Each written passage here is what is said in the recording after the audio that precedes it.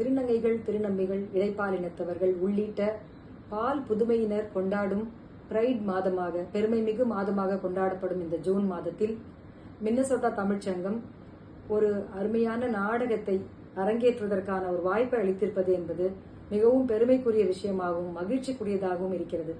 Minnesota தமிழ்ச்சங்கத்தின் தலைவர், செயலாளர் உள்ளிட்ட அனைத்து நிர்வாகிகளுக்கும், இதன் உறுப்பினர்களுக்கும் என்னுடைய மனமார்ந்த வாழ்த்துக்கள்.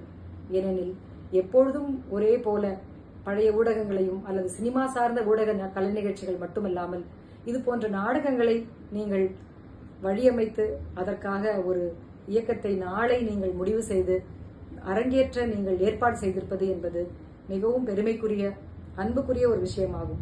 அன்பில்லாதவர் எவருமே மனிதர்கள் அல்ல.